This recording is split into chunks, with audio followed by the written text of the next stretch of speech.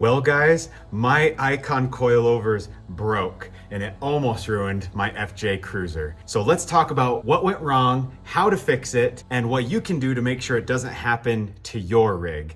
Hey there everyone, welcome to FJX 2000 Productions and another episode of Let's FJ. My name is Hayden and today I'm making this video as a result of some stuff that's been happening with my Toyota FJ Cruiser. But this same thing has been seen on Tacomas and 4Runners. So I just want to help others out in the Toyota off-road community so you don't have the same thing happen with your Icon coilovers that happened to mine or have the damage that I now have to repair.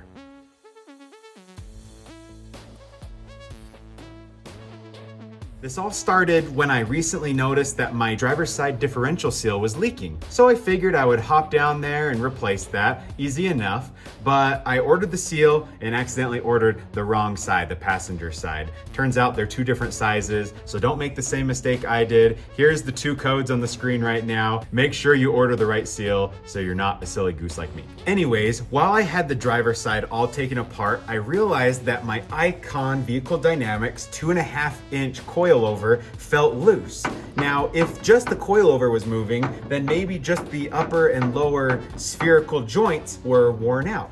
But in this case, when I rotated it, I saw that both the coilover and the upper shock mount was moving, but only half of it was moving. The other half was sitting still, and I knew that's not what's supposed to happen.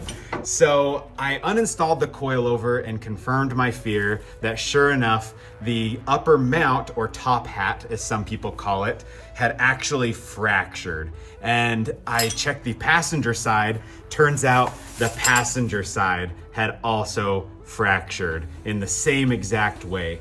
And not only had the Icon mounts failed, but the shock towers where the shock mounts had also experienced some damage. These shock towers are supposed to be completely flat, a level mounting surface for the struts. However, mine are now bent upwards slightly and have a slight curvature to them, which is not how they're designed to be. Unfortunately, this is not an incredibly uncommon occurrence due to the design that Icon chose. I imagine I broke it while off-roading, likely in the mountains of Colorado or Utah.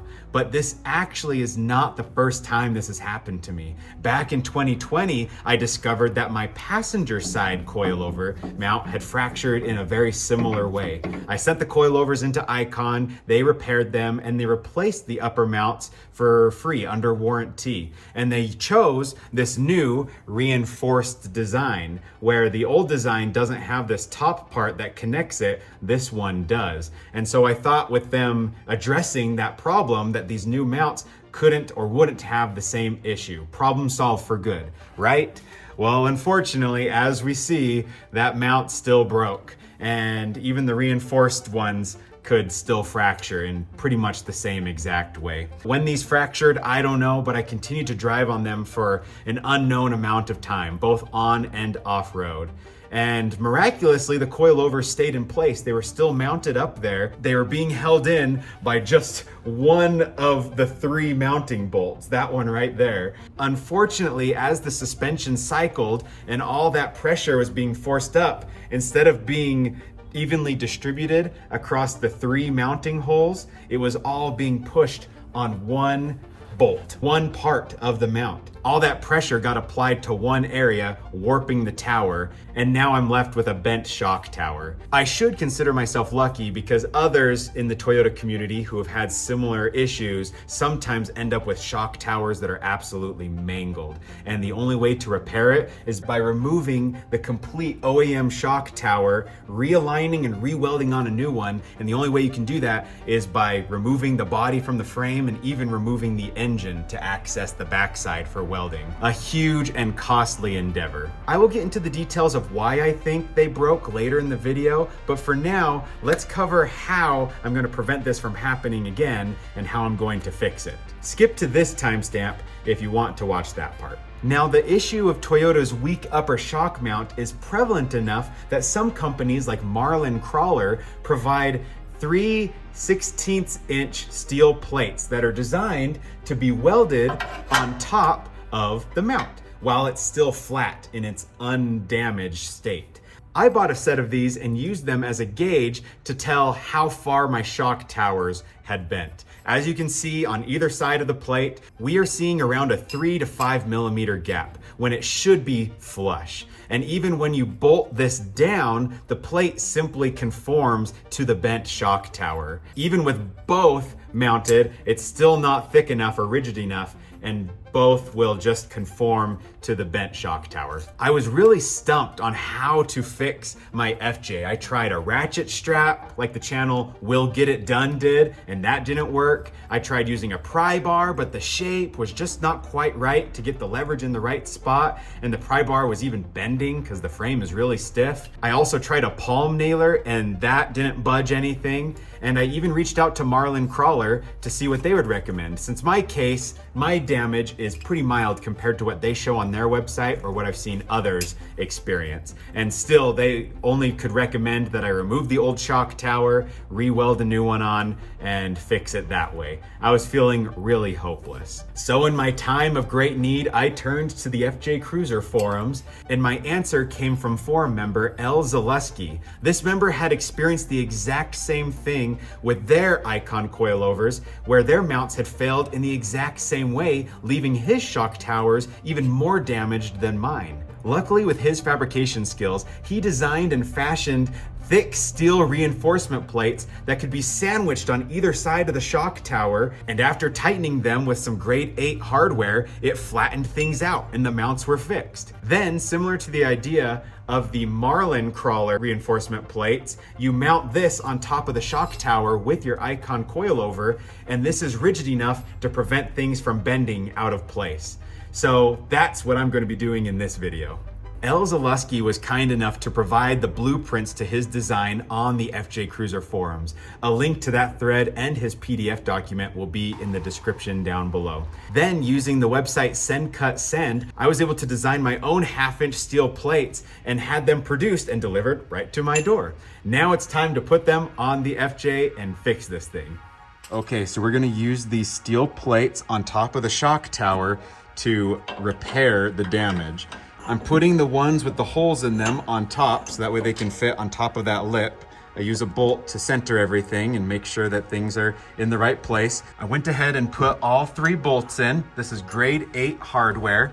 And then we have the blank one without a hole in the middle. And this is gonna mount on the bottom with some nuts to hold it in place. And then we're gonna tighten this whole thing down and see that tower flatten. See how the threads can be seen on both sides? By the time we're done with this, you won't be able to see those. Okay, we have it all in there. Let's go ahead and start tightening and see what happens.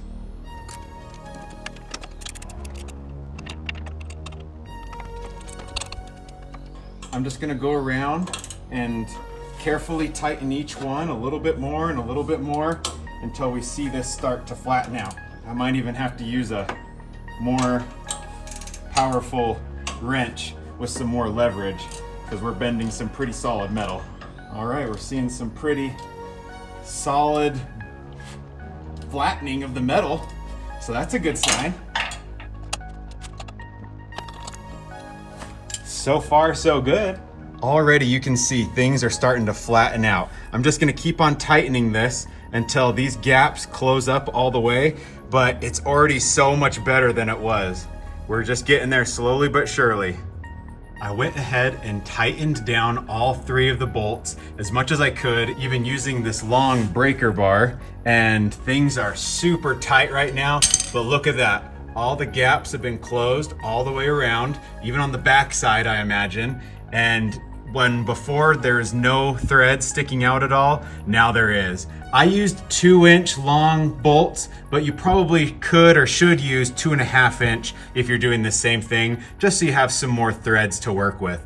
But right now things are looking really good, nice and flat. So let's loosen this and see what it looks like afterwards. I just kind of would tighten it down, wait a few minutes, tighten it down, wait a few minutes, tighten it down, trying to really get the metal to conform and get used to this new shape. So interestingly enough, the damage on my shock tower isn't enough to be taken out with those spacer plates. I took them off and still you can see our little marlin crawler plate still rocks. It isn't completely flat, but it was completely flat when we had the thick rings on there. So what I think I'm going to do is I'm going to mount up our icon shocks, but using one of our thick rings, and I think this is sturdy enough and thick enough that with it on there, and maybe I'll even mount it with the marlin crawler ring as well, both of them together will add enough rigidity to flatten out the metal, so that way when this mount is mounted up there, we're not having bending of the mount and possibly fracturing of it. Okay, and just like that, we have our icon coilover mounted back up. I just haven't reconnected our sway bar link, but check it out. It's mounted up top. I used both my spacer and the marlin crawler spacer with these bolts and just really cinched everything down. And sure enough, the gap is closed. Everything looks flat. The idea being that hopefully this nice sturdy plate, because it's so thick and so strong, much stronger than the factory tower, that when it's taking impact from the suspension, it doesn't cause our mount to warp and bend and possibly crack. Well, it's raining outside, so don't mind the rain sounds, but it's late and I finally got the shocks put back on, our icon coilovers, complete with the mounting plate up on top, leveling things out. And we also got it completed on the passenger side. Let's check it out, walking around, and there it is. Check it out. I have a headlamp on, so that's why it's casting a shadow from the phone, but it's looking great. I think we got those mounting plates up there and they're doing their job just fine. They're keeping everything nice and flat, so really can't complain. Hopefully this adds that needed structural rigidity to keep the strut tower flat. And just like that, she lives and is back on her own 2 tires in the front. Suspension is put all back together. Here we are after doing some off-roading in Colorado, hitting the dirt roads and trails, and so far so good. Nice and rigid still, and no sign of any fracturing or cracking of the mount. So far so good. And just like that, we've repaired the shock towers, reinstalled the fixed icon coilovers, and installed those custom steel reinforcement plates to hopefully prevent anything like this from ever happening again. But now I want to talk about why these icon shock mounts are a poor design and how they can fail like mine have failed, and what has happened for others as well. Most companies who offer aftermarket coilovers either reutilize the OEM steel upper mount or they have a solid ring design, usually made of aluminum. Icon also has an aluminum upper mount, but it is C-shaped. It doesn't form a complete ring. Back in the early days of Icon, and even before when it was Donahoe Racing, they used a complete ring design, which was stronger and more rigid.